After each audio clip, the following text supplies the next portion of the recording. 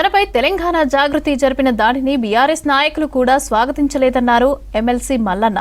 కానీ కాంగ్రెస్ పెద్దలు కవితకే సపోర్ట్ చేస్తూ మాట్లాడుతున్నారని ఆరోపించారు.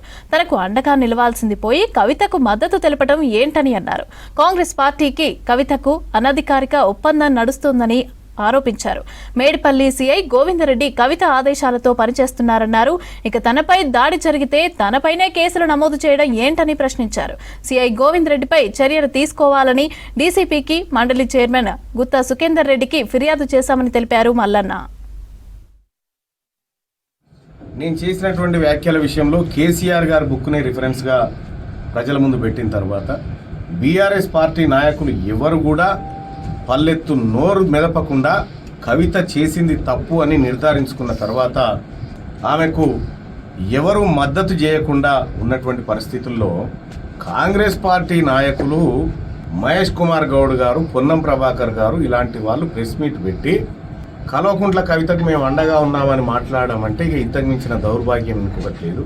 నేను ఒకటి చెప్తా ఉన్నా, మొన్న 3 మంత్రులు ప్రమాణ స్వీకారం చేసినటువంటి సందర్భంలో కల్వకుంట్ల కవిత గారు కూడా ప్రమాణ స్వీకారం చేయాల్సి ఉండే, అవునా కాదా?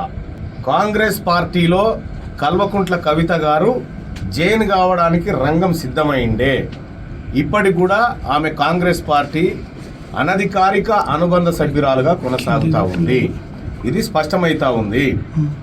లేకుంటే 42% రిజర్వేషన్ ఆర్డినెన్స్ వ్యవహారం ఏదైతే ఉందో అది తేలక ముందుకే, అది పట్టాలెక్కక ముందుకే ఈమె సంబరాల కార్యక్రమాలు చేసుకోవడము, అటు ప్రభుత్వం ఈమెకు మద్దతుగా నిలబడము, ఇవన్నీ చూస్తూ ఉంటే కల్వకుంట్ల కవిత గారు కాంగ్రెస్ పార్టీతో మిలాఖాత్ అయిన విషయం స్పష్టంగా అర్థమవుతా ఉంది. ఈ 42% రిజర్వేషన్ అంశాన్ని పక్కదారి పట్టించడం కోసం ప్రభుత్వంలో ఉన్నటువంటి కొందరు కల్వకుంట్ల కవిత ఇద్దరు కలిసి ఈ కార్యక్రమాన్ని చేసినట్టుగా మాకు సమాచారం అందుతా ఉంది.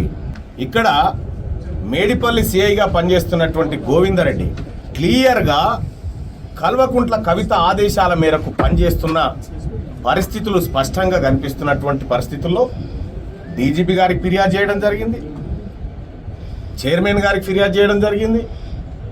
కొద్దిసేపటి క్రితమే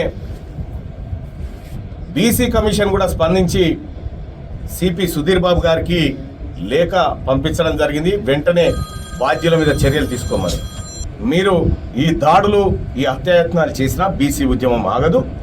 ఇక్కడ ఉన్నటువంటి మేడిపల్లి సిఐని అతని ఆధ్వర్యంలోనే ఈ దాడులు జరుగుతూ ఉన్నాయి. అతని పైన ఖచ్చితంగా చర్యలు తీసుకోవాల్సిందే, అతని పైన ఎంక్వైరీ చేయాల్సిందే. చేసే వరకు మేము నిద్రపోం, అవసరమైతే కోర్టులను కూడా